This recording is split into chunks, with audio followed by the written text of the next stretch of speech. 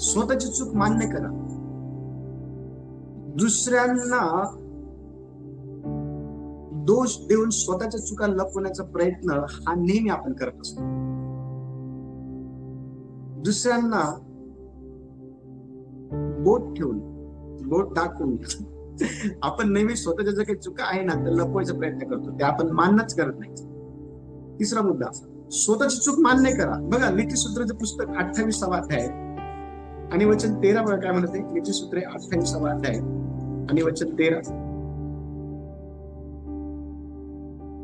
जो आपले दोष झाकतो त्याचे बरे होत नाही, जो ते कबूल करून सोडून देतो त्याच्यावर दया होते. Very good. जो आपली चूक मान्य करतो, हो माझ्याकडनं चूक झाली आहे, हो मी अमुक अमुक गोष्टी केल्या आहे, माझ्याकडनं चूक झाली आहे. जो व्यक्ती आपली चूक मान्य करतो ना त्या व्यक्तीचं बरं होतं. आणि देवाला आवडतं चूक केल्यानंतर ज्यावेळेस मान्य करतो आणि ते आपण मान्य करतो त्यावेळेस देवाला तो स्वभाव आवडतो, तो व्यक्ती देवाला आवडतो आणि देव त्याचं बरं करतो. पण जो व्यक्ती चूक कबूल करत नाही, जो व्यक्ती सोडून देत नाही ते चूक करणं, त्या व्यक्तीचं बरं होत नाही. पवित्र शास्त्रामध्ये आपण पाहतो की पेत्राने चूक केली होती. येशूला 3 वेळेस पेत्राने नाकारलं. 3 वेळेस पेत्राने नाकारलं. पण तुम्हाला माहितीये का, ज्यावेळेस पेत्राला त्याची चूक कळाली त्यावेळेला त्याने मान्य केलं. त्यावेळेला त्याने त्याची चूक जी आहे ना ती चूक काय केली माहिती का, ती मान्य केली. बघा वचन काय सांगितलं, मत्तेचं पुस्तक 26वा अध्याय आणि 75 वचन बघा काय म्हणते. मत्ते 26:75.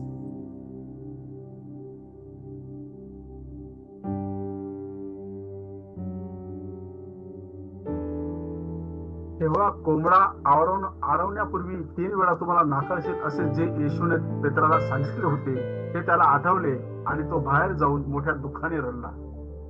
बाहेर जाऊन काय केलं त्याने आक्रोश केला.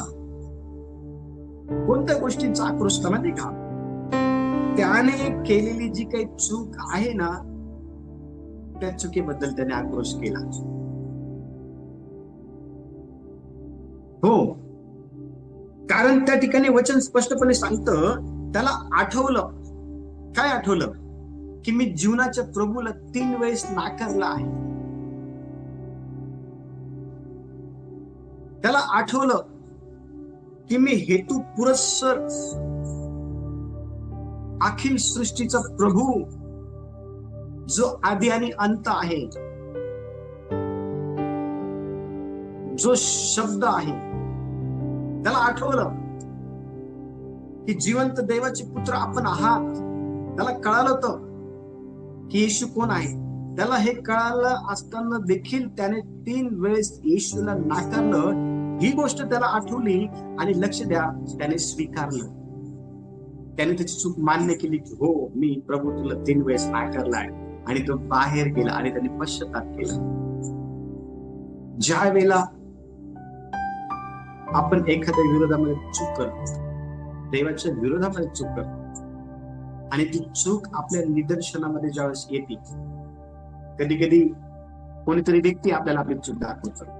कधी कधी देवाचं वचन वाचत असताना देवाचं वचन आपल्याला आपली चूक दाखवतो. कधी कधी देवाच्या मंदिरामध्ये आपण स्तुती आराधना करण्यासाठी ज्यावेळेस आपण जातो आणि आपण डोळे बंद करून देवाची आराधना करतो, तर पवित्र आत्मा सडनली आपल्या जीवनामध्ये आपण काय केलेलं आहे ते आपल्याला आठवण करून देतो. त्यावेळेला आपण आपली चूक मान्य केली पाहिजे. लक्ष द्या, पेत्राने त्याची चूक मान्य केली आणि पेत्राचं बरं झालं. पेत्राला परत उभं केलं प्रभू. हो, देवाने पेत्राला सोडलं नाही. 3 वेळेस नाकारलं होतं तरी देवाने त्याला सोडलं नाही. का नाही सोडलं माहिती का, कारण त्याने त्याची चूक मान्य केली होती आणि परत त्याने जीवनात ती चूक केली नाही प्रभूला नाकारण्याची. त्याने ती चूक करणं सोडून दिलं होतं. त्याने पश्चाताप केला होता त्याने आणि म्हणून पेत्राचं बरं झालं. नीतिस्तुतीचं पुस्तक सांगतं की जो चूक मान्य करतो आणि सोडून देतो त्याचं बरं होतं. आपलं बरं व्हावं असं जर तुम्हाला वाटत असेल तर तुम्ही तुमच्या चुका मान्य करणं गरजेचं आहे आणि त्याबद्दल पश्चाताप करणं गरजेचं आहे. पेत्राने तेच केलं. आणि बघा, प्रभू मरणातून जिवंत झाल्यानंतर सर्वात अगोदर पेत्राकडे गेला. सर्वात अगोदर म्हणजे पेत्राला प्रभू त्या ठिकाणी जाऊन भेटला, बोलला, पेत्रा किती प्रेम करतो माझ्यावरती, माझे मेंढर चार, माझे मेंढर पहा. पेत्राला प्रभूने नाही सोडलं, पेत्राचं बरं केलं प्रभू. देव आपल्याला पण नाही सोडणार जर आपण आपली चूक जर कबूल केली, मान्य केली तर. देव आपल्याला पण नाही सोडणार, पण चूक मान्य केली नाही आणि ती चूक परत करत राहिलं तर आपलं बरं होणार नाही. लक्षात. चौथा मुद्दा, क्षमा मागण्याने मनावरचा जो काही भार आहे किंवा ओझ आहे